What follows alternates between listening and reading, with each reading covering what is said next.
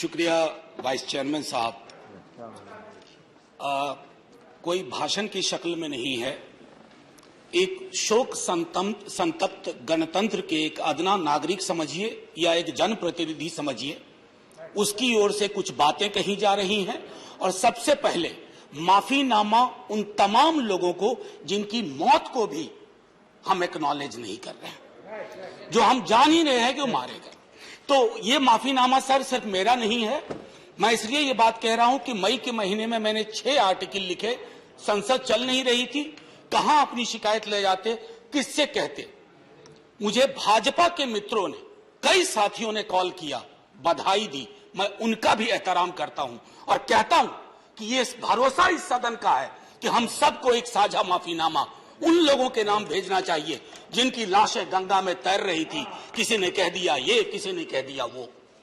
Sir दूसरी चीज, मैंने कल सेक्रेटरी जनरल साहब से बात करने की कोशिश की, बाकी जगह भी।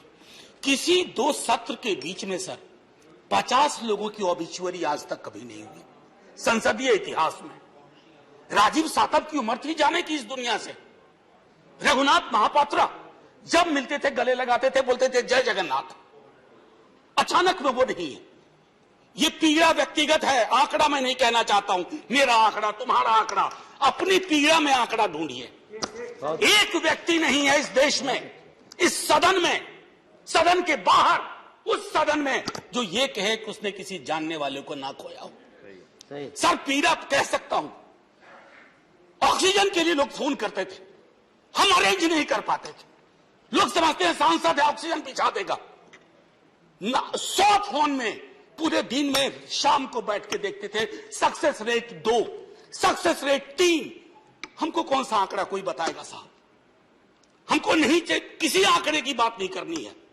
हमें देखना है कि जो लोग गए वो जिंदा दस्तावेज छोड़ के गए हैं हमारे फेलियर का।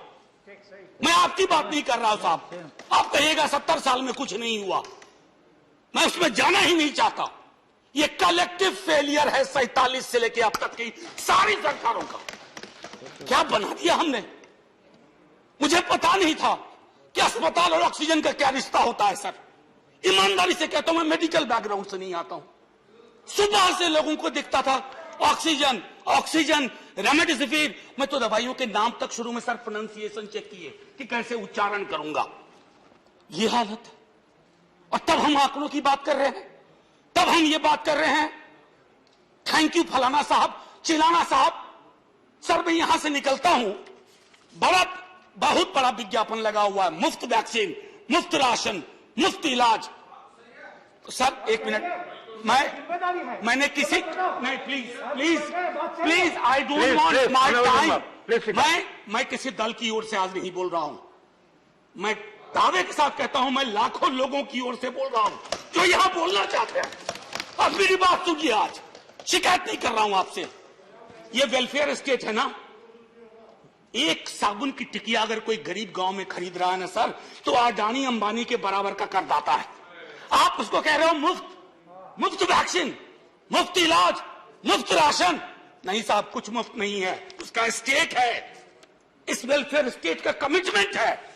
उसको आप डिनाइग्रेट मत करिए, डेमोनाइज मत करिए, उसे बौना मत बनाइए। ये आग्रह है मेरा। सर मैं इससे पहले की कुछ और बातें कहूं, मेरे पास अभी वक्त है। सर इस कोरोना को मैं भी मानता हूं, मेरे पूर्व के वक्ता कुछ कह रहे थे, ये चैलेंज है हमारे लिए। सर बहुत बड़ी बड़ी बातें नए कानून की हो रही है। राइट टू हेल्थ की बात क्यों नहीं करते हम लोग? राइट टू हेल्थ, स्वास्थ्य का अधिकार, उसमें कोई किंतु परंतु लेकिन परंच नहीं। सीधे तौर पे स्वास्थ्य का अधिकार constitutionally guaranteed. Right to life के साथ लिंक करिए। किसी अस्पताल की मजाल नहीं होगी कि वो उस खिलवाड़ कर पाए उस राइट टू लाइफ का। करना नहीं चाहते। राइट टू वर्क, उस पर काम करिए। पॉपुलेशन को लेकर के बहुत बातें हो रही हैं साहब। डेमोग्राफी को, डेमोग्राफर्स को छोड़ दीजिए, बड़ा संश्लिष्ट विज्ञान है, लेकिन ये हम कर सकते हैं इस सदन और उस सदन में। Right to life, right to work पर लेजिस्लेशन लाइए ताकि कोई आपदा आए। अभी तो हमारे लीडर ऑफ हाउस नहीं है, नए बने हैं। उनसे मैं कहता, जब वो रेल मंत्री थे, हॉस्पिटैलिटी सेक्टर के लोगों को निकाल दिया गया इसी कोरोना काल में।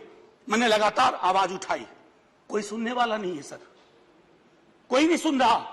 अगर आप सांसद की नहीं सुन रहे हैं तो जो छोटे अदना संविदा वाले नौकरी से निकाले गए उसकी कौन सुनेगा सर। एक और अद्भुत चीज हुई इसी कोरोना के दौरान, माननीय उपसभापति महोदय, जब हाहाकार मचा हुआ था हॉस्पिटल के लिए, आईसीयू बेड्स के लिए, दवाइयों के लिए, यह हाहाकार जब मचा हुआ था, उस दौर में सर कई चीजें हुई, जिसमें से एक जो महत्वपूर्ण चीज मैं जिसका जिक्र करूंगा, उस हाहाकार में सरकारें, मैं सिर्फ केंद्र को नहीं कह रहा हूं, कई राज्य सरकारें भी नदारत थी। वो 1.5 महीना कैसे बिताया है इस मुल्क ने। हमारे सदन के कोई लोग बड़े मुश्किल से बच के आए, हमें नाम नहीं लूंगा। पूरे देश ने वो वक्त कैसे बिताया है, नाइटमेयर की तरह लगता है सर, डरावना लगता है। एक मेरा स्टूडेंट पढ़ा है, वह 37 साल का, हॉस्पिटल का बेड जब तक मैंने अरेंज किया वो दुनिया छोड़ के जा चुका था। मैं इसलिए बार बार इसको किए, इसलिए ये कह रहा हूं कि इसमें व्यक्तिगत पीड़ा को ढूंढिए, तब हम इसका निदान ढूंढ पाएंगे। मेरी नाव तुम्हारी नाव, मेरा काल तुम्हारा काल, ये तो बहुत कुछ हुआ, इस भौकाल से आपको कुछ हासिल नहीं होगा। सर बस 1 मिनट और लूंगा, जो मैं कहना चाह रहा था। सर एक खत मैंने मृतात्माओं के नाम लिखा था, कुछ कर नहीं पा रहा था, बेबसी में एक खत लिखा, जो लोग इस दुनिया से चले गए। उसमें कुछ मैंने सलाह दी थी सर सरकार से, और ये जो उस बीच में कहा गया कि सरकारें फेल नहीं की, सिस्टम फेल कर गया। अरे साहब, ये सिस्टम कौन क्या है? बचपन से सुनते थे कि सिस्टम के पीछे व्यक्ति होता है, सिस्टम के पीछे एक संरचना होती है। अगर वो सिस्टम फेल किया है, चाहे दिल्ली में या किसी गांव की गलियों में, तो वहां की सरकारें फेल गई। सिस्टम का नाम इसे मत दीजिए, क्योंकि यही वो सिस्टम बनाते हैं। धन्यवाद। और आप बस आखिरी टिप्पणी करने दीजिए। प्रोफेसर धन्यवाद, आपको ज्यादा टाइम दे चुका हूं मैंने। सर बस 10 सेकंड लूंगा। आज जय हिंद बोलने में भी वो खुलूस नहीं आ रहा है जो आम दिनों में हुआ करता है। मैं सिर्फ इतना आपसे आपके माध्यम से कहना चाहता हूं, मैंने एक शिकायत नहीं की सर, किसी से नहीं। किससे शिकायत करेंगे?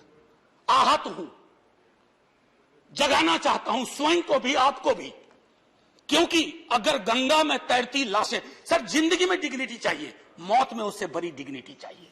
हमने अनडिग्निफाइड डेथ को विटनेस किया है, और अगर हमने इसको दुरुस्त नहीं किया सर, आने वाली सदियां माफ नहीं करेगी। आप बड़े बड़े इश्तहार छपवाओ, अखबारों के 4 पन्ने रंग दो, फलाना थैंक यू सर इतिहास को थैंक यू कहने का मौका मिलना चाहिए। धन्यवाद। जय हिंद सर। अगर मेरी बात से फिर भी किसी को कष्ट पहुंचाओ, मैं उन्हीं लाखों लोगों की धन्यवाद डेड बॉडी के बिहाफ पे आपसे माफी मांगता हूं। जय हिंद। धन्यवाद। Next speaker is Sanjay.